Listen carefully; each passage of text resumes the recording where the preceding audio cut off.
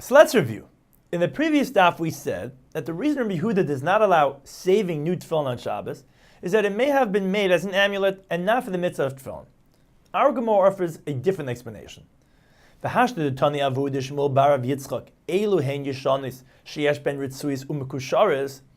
tefillin refers to when the ritzuas are knotted as required, with the yud on the shel yad and the dalas on the shel roish. Chadashis yesh ben ritzuis v'loy mekusharis. New tefillin refers to when the ritzuas are not knotted.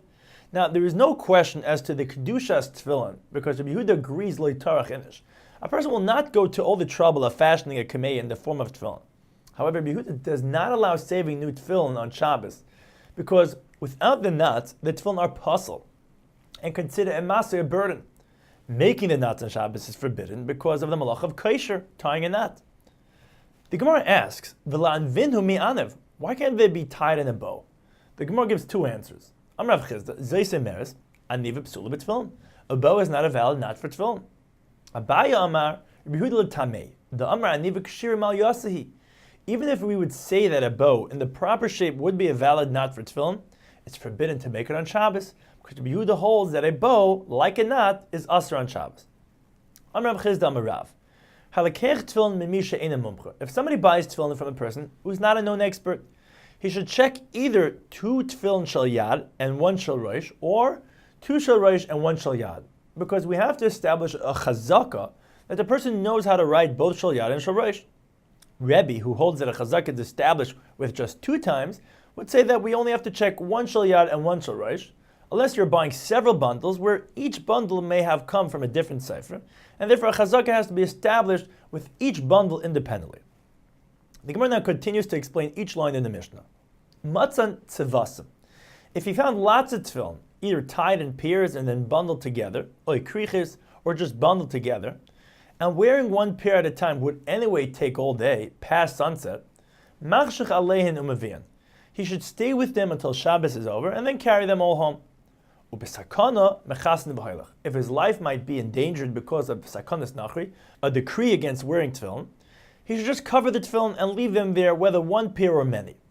In the case of many, and waiting there would involve sakanas listim, danger from bandits, the Tanakama says, melichin pachis medalad amas. He should carry the tefillin less than 4 amas at a time, while Reb Shimon says, noisin lechavera v'chavera lechavera, he should pass it from person to person until they reach a safe place.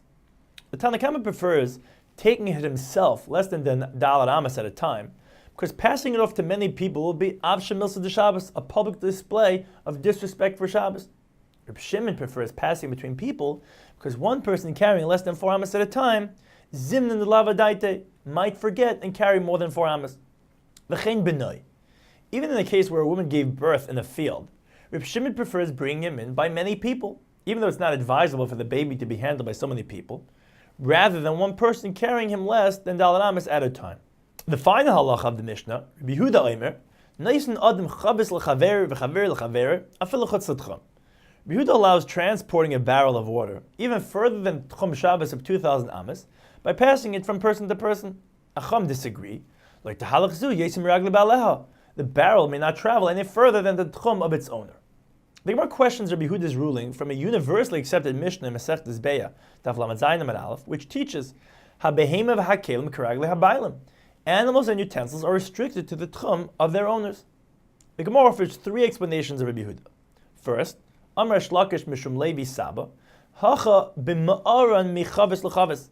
The barrel itself is not being transported past its tchum. The water is poured over from one barrel to another before the end of each barrel's tchum, and Rabbi Yehuda holds Mayim ein behem mamash. Water does not have a tchum because it's insignificant. The Chacham hold that water does have a tchum, it is significant. The Gemara rejects this explanation, because Rabbi Yehuda only considers water to be nullified when it is part of a dough. But if it is in a pot of cooked food, and certainly if it's in a barrel, it is significant enough to have a tchum. Second, Amar Rava, Hacha bechavis shekanta shvisa umayim shaloi kanu shvisa askinan.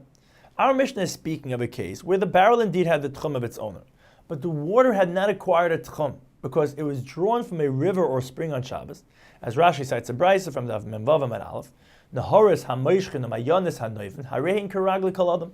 One may take the water anywhere. Even a barrel may be taken further than its tchum because but l'chavis l'gabi mayim. The barrel is subordinate to the water. We learned a similar halacha in the Mishnah Masechta Shabbos of Tzadik Gimel Mebeis. Hamoitzi oichen pachas mikashir b'kli pater afal kli shakli tfeilaloi. If one carries a small amount of food in the utensil, he is pater for carrying the food since it is less than the minimum amount required for carrying, and he's also pater for carrying the utensil since it is secondary to the food. The Chacham hold that, at least midrabanan, the barrel is not considered secondary to the water and may not be removed from its tchum. Finally, Rav Ashi Amar, Hacha b'chavis de hefker askinen, umayim de hefker askinen. The barrel and the water are hefker, and Rabbi Yehuda holds hefker items do not acquire a tchum, while the Chacham hold like Rabbi Yechon ben Nuri that cheftzei hefker kainen shvisa, even hefker items acquire a tchum. According to the last two pshat in Rabbi Yehuda, there are no restrictions of tchum on the water or the barrel. However, they must be passed from one person to another. If it's Shabbos, they must transfer it before the end of each Dalad Amis because of the Isser Mavad Dalad Amis B'Shus Harab. If it's Yom Tiv, they must transfer it before the end of each person's Tchum because of the Isser Tchumen. Zok the Mishnah, Hayikar b'Sefer Ali Yiskufa, v'neskalgla Sefer miyadoi, goy lo yatzloi. If a person was reading from a scroll on the threshold of his house, and the scroll rolled outside, he can roll it back in. Hayikar b'Reish Hagag v'neskalgla Sefer miyadoi. If he was reading on top of a roof, and it rolled from his hand, there are three opinions. Tanakama holds,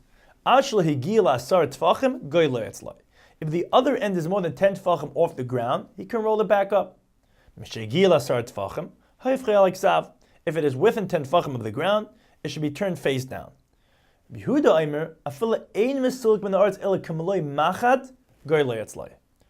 holds even if it is just slightly off the ground, he may roll it back. Reb Shimon holds that even if the other end is on the ground, he can roll it back, because in order to protect the dignity of holy svarim, we allow an istra bona like pulling something that is partially in the Rishus HaRabim back into Rishus HaYachid.